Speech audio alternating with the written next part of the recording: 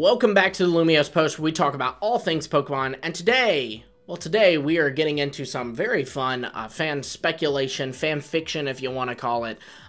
We previously had done a deep dive on what a Legends Kyurem game or a Legends Unova game could look like, and now I want to do the same thing for Johto, because those are kind of the big two games that we're talking about could be next, right? Like, you have one camp saying it's Unova next, one camp saying it's Johto next. We've explored what a Legends Unova game could look like. Let's explore what a Legends Johto game could look like. Now, quick disclaimer, obviously, for one, we don't know that Johto's next, and for two, to be honest, even if Johto is next, or whenever Johto comes, we actually don't know that it'll be a Legends game. You know, it could be just a generic remake, it could be a Let's Go game, it could be a Legends game, or it could be something new altogether. We don't know. This is just fun speculation on what that kind of game could look like. So, obviously, we have these games play around with time, and I think that this game should do the same thing. I think that this game would be cool to kind of give some backstory to Johto and Kanto, confirm they were once one region, but this will take place after the separation of Kanto and Johto, and you will just be in the Johto region this time around. You won't be in the Kanto region. I think that would be better left on its own game. I know that's a bit of a turn from where other YouTubers or theorists tend to go with a Johto Legends game, but that's the direction I want to go in. I think that in this game, you could be sent back in time by Celebi to, you know, the early Ecruteak City. I imagine Ecruteak is going to be already established, you know, but a lot smaller, much like Jubilife Village was very small and nothing like Jubilife City or Canalave City. Same thing here. So I think that what will be really good is to have a leader that is trying to kind of unite the Johto region, and this leader I think would be perfect to be an ancestor to the Kimono girls of Ecruteak City, who are very knowledgeable on Johtonian history and stuff, and lore and the legends, all those things. So I think that your arrival would kind of alert this leader and make her, you know, go like, okay, well, if you were sent back in time by a Pokemon, then there's probably, like, something, there's a reason you're supposed to be here, and we need to figure out what that is. And you get this kind of exposition where it's established that there are 5 clans, if you will, across the Johto region. You have the main clan in Ecruteak City, who is trying to unite all the clans to become one, you know, unified Johto. You have the Dragon Clan over in the Blackthorn City area. You have the Whirl Islands clan, who worship a Pokemon said to live in the Whirl Islands. And you have an Azalea clan, which would kind of be settled around Ilex Forest and would have great respect for Slowpoke, as well as be kind of worshippers or lore keepers of Celebi. And then you would also have a 5th clan, or a little village rather, that is situated not far from the Lake of Rage, and are pretty hesitant when it comes to the idea of Pokemon due to a tragedy that had happened, but we'll get into that. So I think that in this game you will be sent by the leader to go over to Azalea Town and learn more about the Pokemon that sent you back in time, because the Azalea clan, they worship a Pokemon that seems to have the ability to time travel. So you go there and they basically confirm to you that, yeah, if this Pokemon sent you back in time, it's to stop some kind of crisis. But the question is, what crisis is coming? Well, they tell you that there was actually a crisis relatively recently at a lake in the northern part of the region, and, you know, it actually was very bad. You should go there and learn about that. On your way out, you encounter a mysterious Pokemon, but, you know, what are you going to do about that? There'll be more on that later, I'm sure. So you get over to the Lake of Rage area, and here you would encounter the village leader, who perhaps could be an ancestor to Price, would be like, nope, get out of my town. I don't want you here. You've got Pokemon on your hand. Get out. I want nothing to do with you. I hate Pokemon. But his second in command, luckily, is a little more, you know, forgiving, and is a bit more open to working with you. You end up kind of finding out that these people had a Gyarados pretty much destroy their entire village in the lake. You then encounter another mysterious Pokemon, different from the one you encountered before, but this mysterious Pokemon would kind of push you to stick around and maybe try to solve these people's hatred for Pokemon and show them that Pokemon are good. But in order to do this, you need to learn more about this mysterious Gyarados, this dragon they say that lives in the lake. So you go over to the Dragon's Den, the dragon clan that lives there over in the Blackthorn City area. Here you would learn that, yeah, there's a Gyarados in the lake, but a bit of a twist, this Gyarados is a water dragon variant of Gyarados that lived in the distant past of Johto. I think this would be really nice because it keeps in tradition of the Lake of Rage's history. They were, you know, once attacked by a Gyarados, but the Gyarados looked different, and that would kind of mirror that first feeling of playing through Gold and Silver, and you arrive at Lake of Rage, and yeah, there's a Gyarados rampaging, but it looks a bit different because it's red. This one would look a bit different because it's a brand new form of Gyarados. So you would learn more about this Pokemon, and you'd go back, you'd comment, and everything would be well. But the leader, he's long gone. He's left because he's like, I don't want anything to do with a town that's going to be accepting of Pokemon. Whatever. Well, you didn't exactly learn of any kind of coming crisis from this lake because you were able to calm that Gyarados. So maybe it's time to head over to the Whirl Islands, who are experts on kind of weather patterns, and study a legendary Pokemon there. You do this and you learn that, yeah, there's some changes in the waters and it looks like a big storm is coming. Great. Now you know the crisis. There you also encounter another mysterious Pokemon. Perhaps this time it even saves you from a strong wave or something. And you decide to go back to Ecruteak with this information.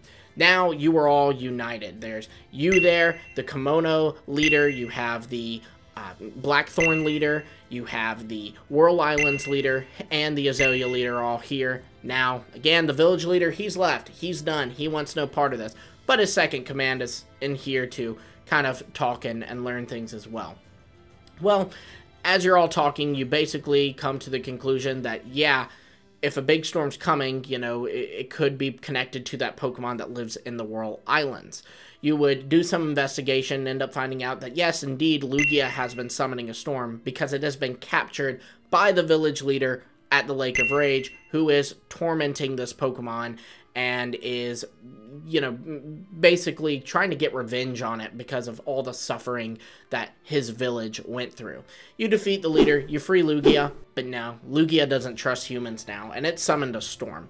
So you meet back with the leaders and learn that the only way to stop this storm is to summon Ho-Oh, who can, you know, basically get rid of the storm. But in order to do that, you will need to find 3 Pokemon that Ho-Oh is connected to summon him. These 3 Pokemon are the mysterious beasts you encountered through your journey, Raikou, Entei, and Suicune, but these would be the Pokemon before they were resurrected as Entei, Suicune, and Raikou. So what I'm proposing is that they are not Walking Wake, Raging Bolt, and whatever Entei will be, and they're not Vaporeon, Jolteon, and Flareon, but in fact are brand new Pokemon that, you know, if paradoxes truly are in the distant past, just took place somewhere between Walking Wake and Suicune. So you go back to the places you encountered these Pokemon, Ilex Forest, Lake of Rage, and the Whirl Islands. You capture these Pokemon, you bring them back, they summon Ho-Oh, they save the day, and perhaps the post-game can revolve around you going to find Ho-Oh to catch it, as well as going to find Lugia to catch it. I think this will be an amazing plot. I'm personally really like it, but we got to get into the fun stuff, and that is the characters that would appear as well as the Pokemon. So first we'll get into the Pokemon, because let's face it, that's what we really all care about, right? I think that it would be cool to have the starters focus on a theme. You know, with Legends Arceus, you have the theme of introducing a Pokemon to a new environment, with Samurott kind of becoming this invasive species, an evil, dark Pokemon.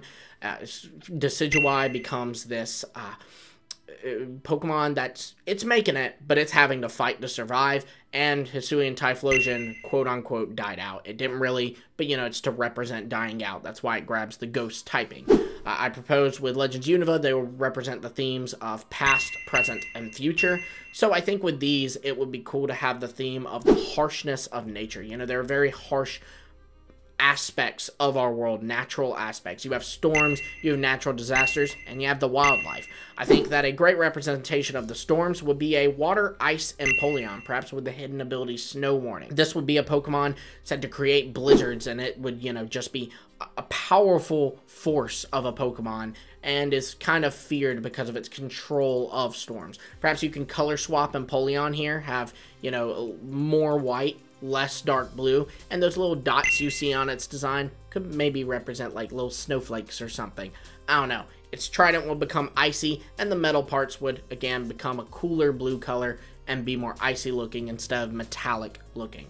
Then you have natural disasters. I think a great representation for this would be a fire rock Skeletors with lava pouring out of its mouth instead of flames. Now, fire rock is not the best typing, but perhaps giving it filter might make up for that a little bit, so maybe its hidden ability can be filter. But again, this Pokemon represents natural disasters. It would represent a volcano, hence the lava pouring out of its mouth. And lastly, we have wildlife, and I think a great Pokemon to represent the wildlife aspect would be a Sceptile. Make it more raptor-like, maybe make its tail a little slimmer, and maybe even closer to Trico's. Replace the red parts of Sceptile with a purplish color. Make it grass poison, give it some longer, sharper size, and give it the hidden ability Poison Touch. And basically the idea is this is an incredibly venomous Pokemon. It's also really quick, and it's just a terrible predator. Like, you can't really beat this thing as a human. You see one of these in the wild, you die. It's kind of like people when they're in the water and see a hippo. You don't really have much of a chance to live.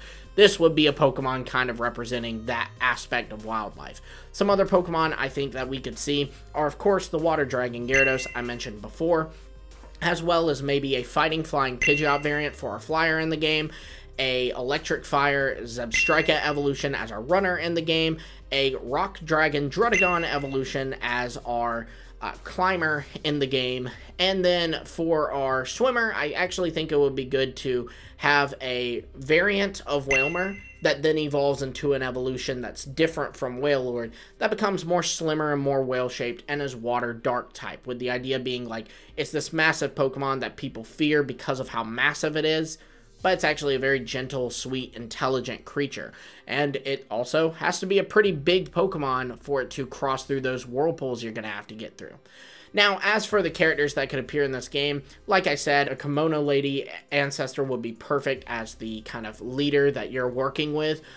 The Dragon Den leader, obviously Lance is a pretty strong choice there. Again, I think the Lake of Rage leader would be a good price ancestor, and perhaps a second in command to kind of switch things up, because I like it when, like, you know, Cyrus's ancestor was good, but Rowan's ancestor was kind of bad. You know, I like when they switch it all around like that. So maybe in this case, the second in command, the guy who actually helps you, or girl who actually helps you over at the Lake of Rage, is actually one of the Rocket admins who appears in Johto, like Ariana's ancestor. That would be kind of neat. The Whirl Island's ancestor, I think it would be pretty cool to have that be Jasmine's ancestor.